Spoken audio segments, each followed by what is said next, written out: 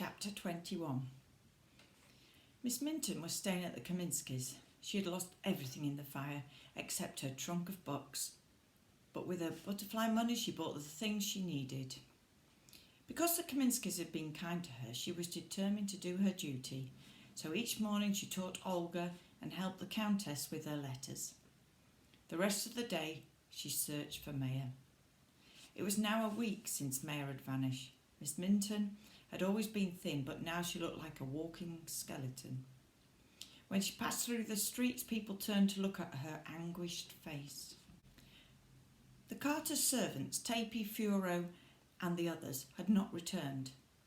When they had news of the fire, old Leela had fallen ill, with a raging fever, certain that they had killed Maya by leaving her, and they had gone further into the forest to search for a medicine man who could cure her.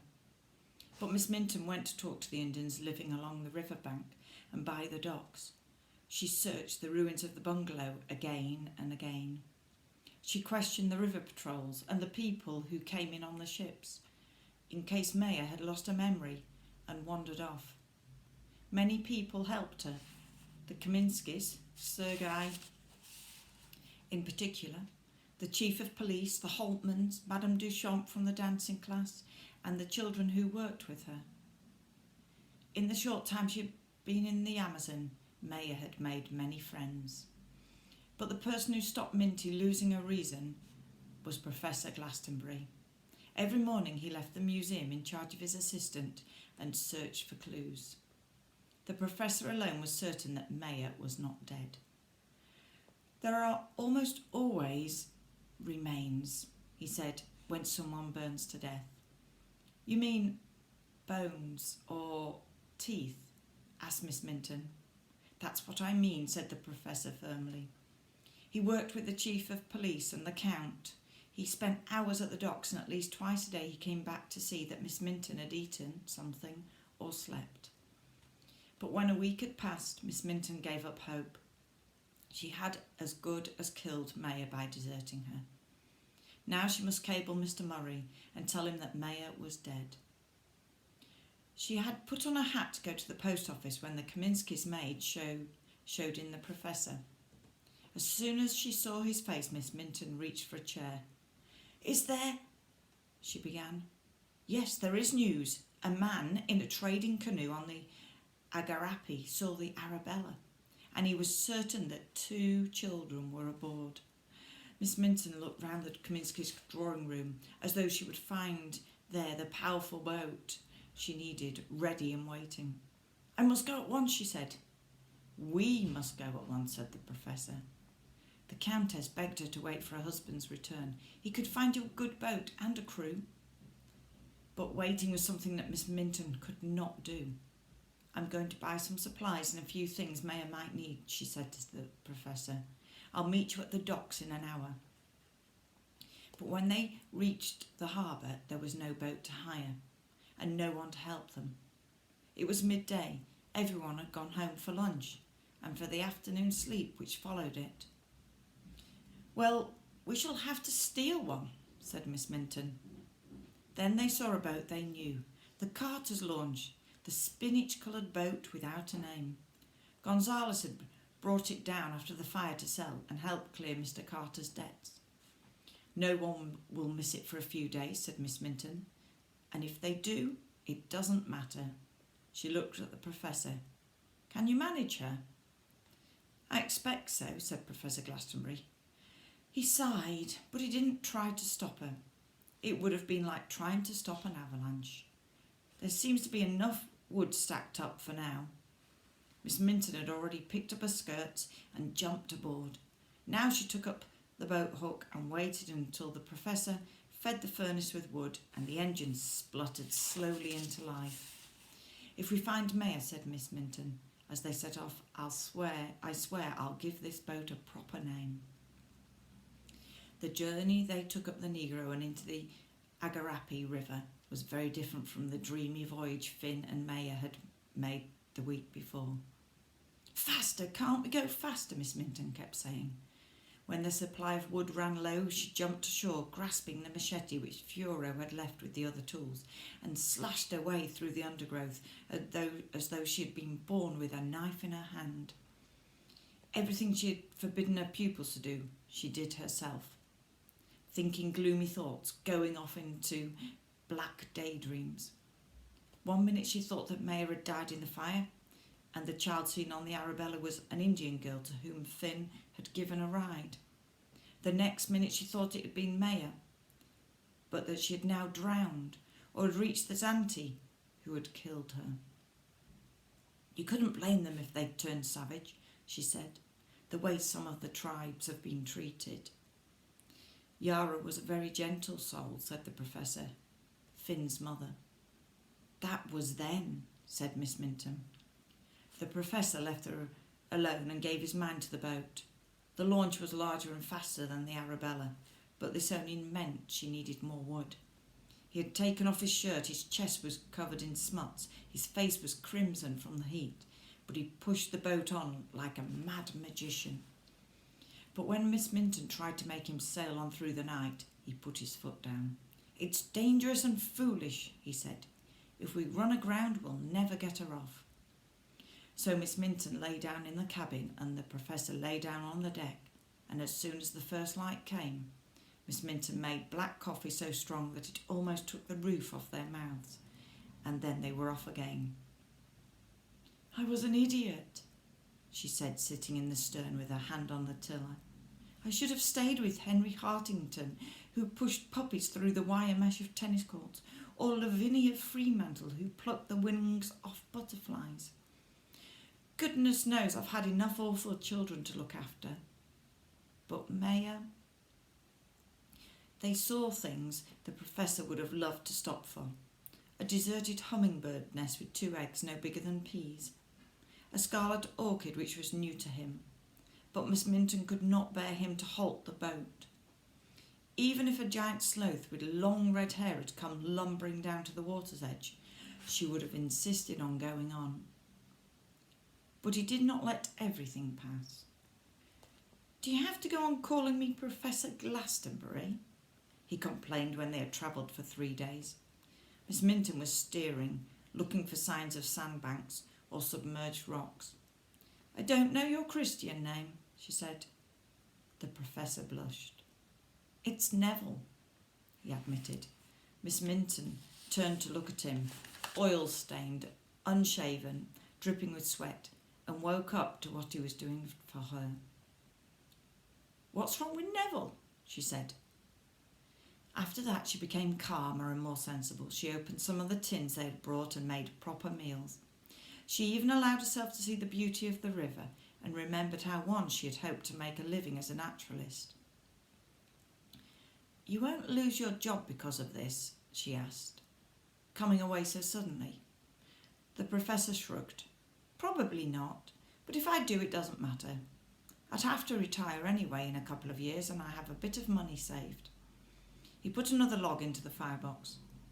I used to go on trips with Taverner. Sometimes I could make a living like this. It's not just collecting. People pay good money now to be shown the wildlife. He stared out over the water.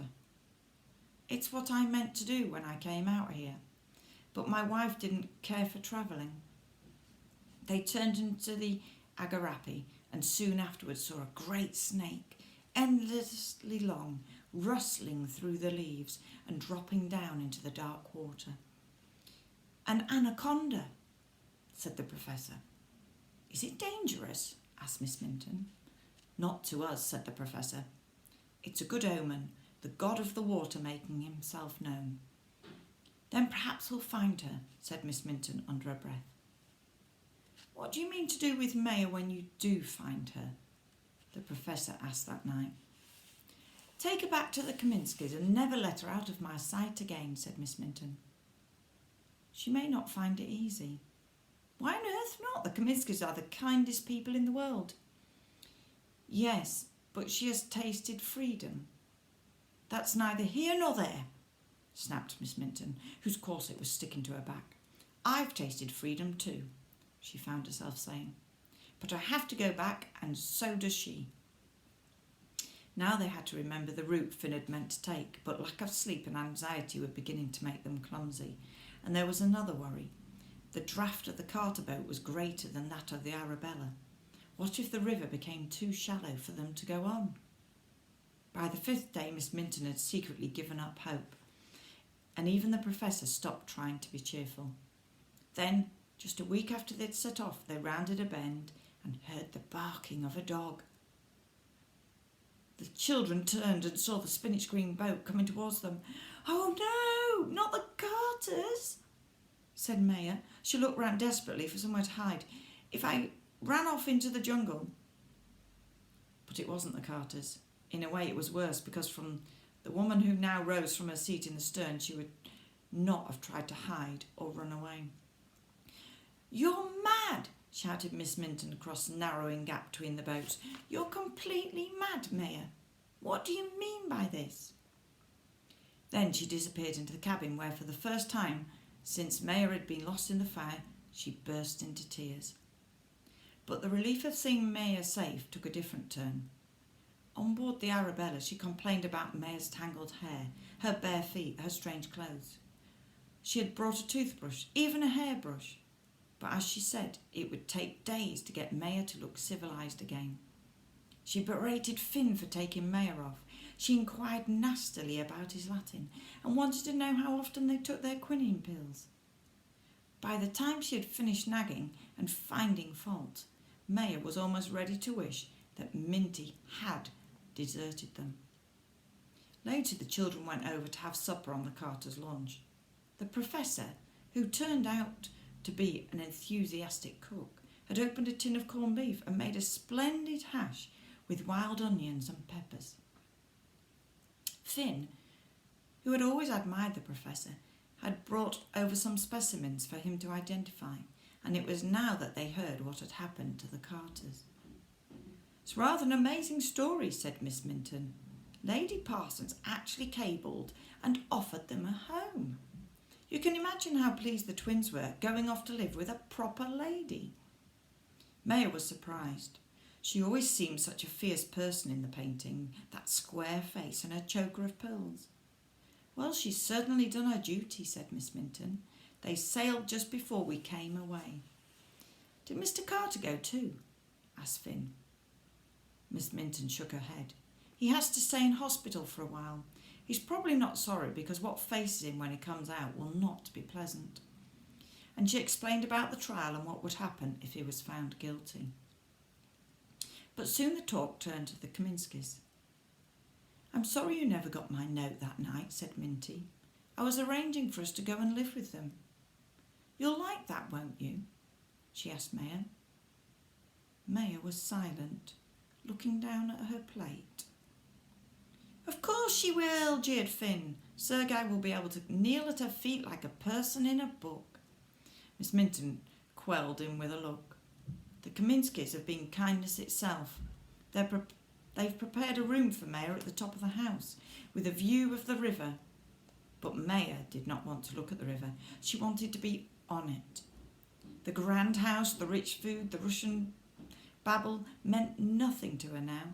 She wanted to be with Finn, and free. "Do I have to go back?" she asked quietly. "Yes, first thing tomorrow morning," said Miss Minton. "Bring your belongings as soon as you've washed." Knowing it was her last night on the Arabella, Maya fought against sleep. She must remember it all: the lapping of the water against the side of the boat, the white moths, the fireflies. Finn too was awake. "When we're grown up, I'll come back for you." "I promise." No one can stop us then. But she wasn't grown up, and nor was he, and Finn was going on alone. The Professor had tried to persuade him to come back with them, but Finn only said, "I promised my father I'd go and find the Zante. I promised." Now, though, lying in the dark, he realised how much he hated the idea of going on by himself. He wasn't afraid exactly. He knew how he could do it, but it suddenly seemed utterly dismal to go on without his friend. "We could still run away into the forest," said Maya. But Finn said no. "Minty really cares about you. The Professor told me she nearly went mad when she thought you'd been killed in the fire. You can't play tricks on her or on him. They're good people. It's just, oh, why can't grown-ups understand that we might know what is right for us just as well as they do? The children slept at last, but on the boat without a name, Miss Minton lay awake. After a while she got up and went out onto the deck. Everything had turned out as she had hoped. She had found Maya, and Maya was safe and well. Not only safe and well, but happy. At least she had been. Finn too. They had kept the boat tidy, labelled their specimens properly, taken their quinine. Bernard would have been proud of his son. So why did she feel so uncomfortable? Behind her the professor stirred in his sleep. "Are you awake?" she asked him. He opened his eyes. "I am now," he said. "I need to talk to you," Miss Minton said. "I'll go and make us some tea." The children slept late and washed and dressed almost in silence. Both of them were afraid to speak. Maya packed her bags in an old canvas bag and stroked the dog. "I'll come over in a minute and say goodbye," said Finn. The carter's boat was ready to leave, breakfast tidied away, ropes coiled. The professor was riddling the firebox and feeding in fresh logs. Miss Minton, sitting in the stern, had a parcel wrapped in sacking on her knees. "I'm ready," said Maya, trying to keep her voice steady. She mustn't cry. Above all, she mustn't sulk. "Finn's coming over to say goodbye." "No need," said Miss Minton. "He'd like to. All the same, there is no need." Maya looked up at her governess. Miss Minton seemed different. Softer, rounder, more at peace. "Because we're coming with you. We're going on. Get back on the Arabella and tell Finn we'll follow 3 lengths behind." As Maya turned to go, hardly believing that there could be such happiness, she heard a loud splash. Miss Minton was leaning over the side, watching the parcel she had held on her knees floating away downriver. "What was that?" asked Maya. Miss Minton straightened herself. "If you must know," she said, "it was my corset."